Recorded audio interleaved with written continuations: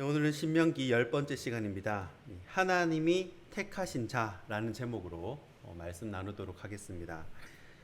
자, 오늘 말씀은 왕을 택하는 기준과 또 왕이 된 사람은 어떻게 행동을 해야 하는지 그 행동 원리를 설명하고 있는 부분입니다. 자, 14절과 15절에는 왕을 택하는 법규가 나오고 또 16절부터 20절에는 이 왕이 된 사람이 어떻게 행동을 해야 되는지가 이렇게 기록을 해놓은 거죠. 자, 그래서 오늘 요 두 부분을 한번 살펴보도록 하겠습니다. 자, 첫 번째는 왕을 택하는 기준입니다. 자, 15절입니다.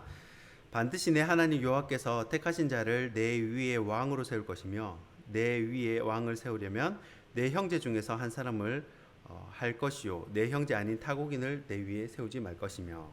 아멘. 자, 하나님이 말씀하시는 택하신 자의 기준은 내 형제 중에 한 명 세우라는 겁니다. 내 형제 중에 한 명. 타국인은 안 된다는 거예요. 타국인은.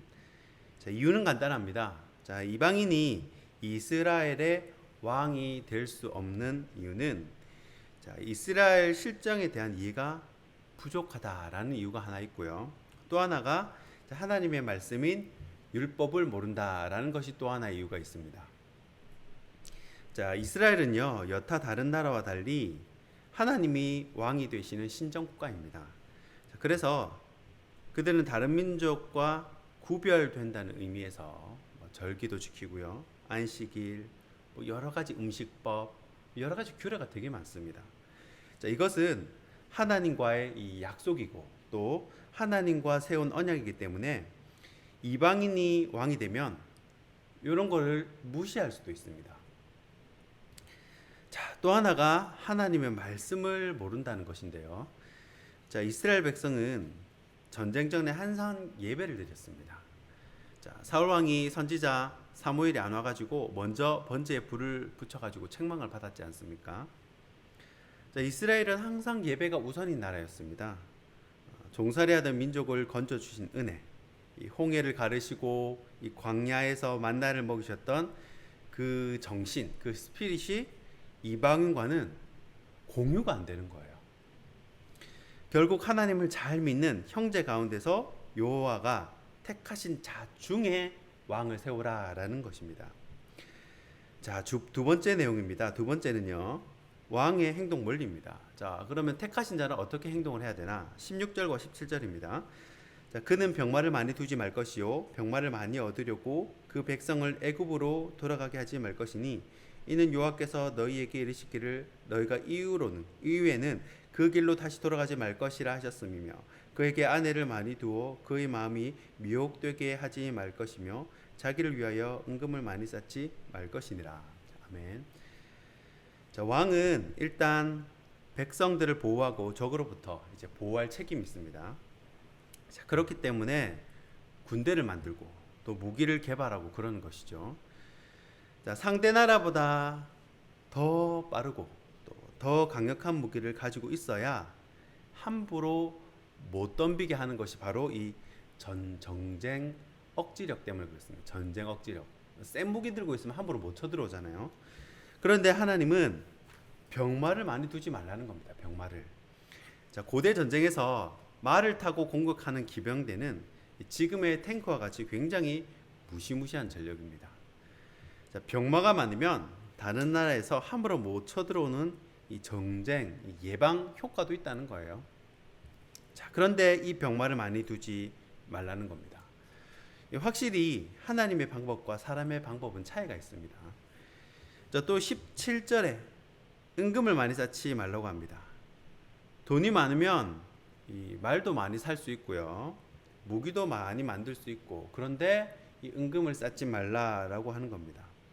자, 또 하나가 아내를 많이 두지 말라라고 합니다. 자, 오래되지 않은 그 일화를 소개시켜 드리겠습니다. 우리나라에 유명한 목사님이 계신데요. 자, 그분이 이제 한국의 네로라는 대기업 회장 10분 정도를 모시고요, 자, 성경 공부를 가르칠 기회가 있었습니다. 자, 그 목사님이 아내 외에 다른 여자를 만나는 것은 죄가 됩니다 라고 그렇게 가르치니까 성경 공부를 잘 배우던 그 거기 계시던 나의 지긋한 회장님들이 가만히 그 다른 성경 공부는 가만히 계시다가 아내 외에 다른 여자 만나는 것은 죄게 된다 그러니까 너나 없이 이렇게 토를 다더라는 겁니다. 그래서 그 나의 지긋하신 회장님, 그 목사님 그거는 목사님 너무 젊어서 모르는 거라고, 그게 남자의 능력이라고 그렇게 얘기를 하더래요. 그리고 거기 여자 회장님도 한 분 계셨는데 그분 역시 그 말에 동조를 하면서 어떻게 이게 평생 한 남자만 바라보며 사냐고 그렇게 얘기를 하더랍니다. 자, 그러니까 이 두 번째, 세 번째 아내 두는 것은 그만큼 능력이 있다는 말이지 그것이 죄라는 생각은 조금도 못하는 거예요. 자, 그 목사님이 대기업 회장들의 생각과 사생활에 굉장히 충격을 받았다고 합니다. 그리고 그 다음 날 그 성경 모임 마치고요, 한 회장님이요 그 자신을 자기 방으로 부르더랍니다. 좀 만나자고. 그래가지고 혼자 오라고. 그래 혼자 딱 가봤더니요, 그 목사님 이제 회장님 방에 갔는데 확실히 이 우리나라의 그 큰 대기업이기 때문에 굉장히 들어가는 순간부터 굉장히 의리의리하더랍니다. 회장방도 너무 큰데 그렇게 이제 의리의리한 것을 이제 비서의 안내를 받아가지고 들어간 거죠. 회장님이 방에 딱 들어가니까 회장님이 이제 뭐 혼자만, 그리고 다 비서들 다 나가 있으라 그러고 자기 방을 다 문을 잠그더랍니다. 그러면서 그리고 그 목사님이 앉아 보라고 딱 앉으니까 회장님이 그 목사님 앞에서 이렇게 무릎을 꿇고 용서를 구하는 거예요. 뭐라 하냐면 자기가 한 아내 외에 다른 여자를 두는 것이 능력이라고 생각했지 이때까지 살아오면서 그게 죄라는 생각을 한 번도 해본 적이 없다는 거예요. 난 그게 죄인지 몰랐다는 거예요. 그래서 나 이제 죄인인지 깨달았으니까 회개한다고, 깨닫게 해줘서 고맙다고, 그렇게 무릎을 꿇고 회개를 하더라는 겁니다. 자, 이런 것을 보면요, 확실히 하나님의 방법과 우리 사람의 방법은 다르다는 게 알 수 있습니다. 여러모로 많이 다 차이가 있습니다. 자, 세상은 병마를 많이 두고 또 은금도 많이 쌓고 아내도 많이 두는 것이 능력이요 힘인데 하나님의 방법은 반대라는 겁니다. 이해가 안 될 때가 많아요. 병마도 적당히 가지고요, 또 은금도 적당히만 가지고, 또 아내도 한 명만 두는 거예요. 이런 사람을 왕으로 세우라는 겁니다. 이 상식에 맞지가 않습니다. 자, 또 하나 왕이 해야 할 일이 있는데 18절에 보시면요, 평생의 율법을 어떻게 합니까? 필사하는 겁니다. 필사하면서 성경을 읽어야 한다는 거예요. 그러면서 뭘 배워야 하냐면 성경을 읽으면서 하나님을 두려워하는 법을 배우라는 겁니다. 성경에 나오잖아요. 하나님을 업신여겼다가 이렇게 되고 하나님을 잘 섬겼다가 또 이렇게 복을 받고, 그 예가 성경에 나와 있지 않습니까? 그러니까 그런 것을 보면서 하나님을 두려워하는 법을 배우라는 거예요. 그리고 또 이 말씀을 힘써 노력해서, 수고가 들어가는 겁니다. 여기 이 부분은요, 힘써 수고해서 지켜야 한다는 겁니다. 절대 아합 왕처럼 자기가 무슨 대단한 사람인 것처럼 함부로 남의 것 빼앗고 남의 밭 빼앗고 남을 해코지해서는 안 된다는 것입니다. 자, 물론 뭐 왕이면 대단한 사람이죠. 그러나 하나님을 두려워할 줄 알아야 한다. 그거를 이제 성경을 통해서 배우라는 것입니다.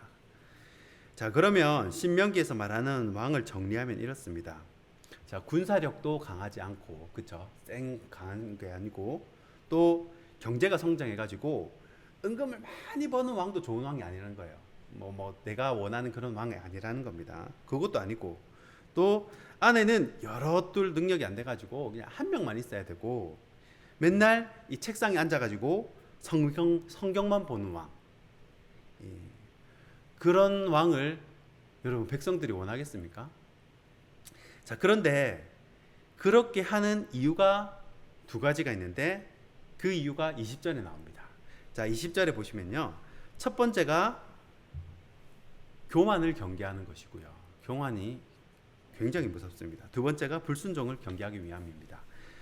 자, 교만과 불순종은 한 세트인데요, 이 창세기 아담과 하와 때부터 이 교만과 불순종은 인류를 파멸로 이끄는 이 선봉 대장의 역할을 했습니다. 자, 왕이 교만하다 그러면 주위에 적이 많이 생깁니다. 자, 앞에서는 어쩔 수 없이 고개를 숙이지만 언젠가 뒤에서 칼을 꽂을 수 있기 때문에 교만은 패망의 선봉이라는 것입니다. 자, 히스기야가 바벨론 사신에게 솔로몬의 이 황금 방패 그리고 무기고를 활짝 보여준 것도 결국 그 마음속에 있는 그 자랑하고 싶은 마음, 교만 때문에 그런 거예요. 자, 요수아가 자기들보다 크고 강대한 여리고성을 돌 때는 그 가나안 사람들을 침략할 때는요, 간절한 심정으로 기도를 했습니다. 그리고 항상 물어봤어요. 항상 물어보고 올라갈까요? 치러 갈까요? 물어봤단 말이에요. 다 자기보다 셌기 때문에. 그런데 이 아이성을 칠 때는 이 교만 때문에 무너집니다. 자기 눈에 보기에는 몇 명 안 된다고 봤던 겁니다.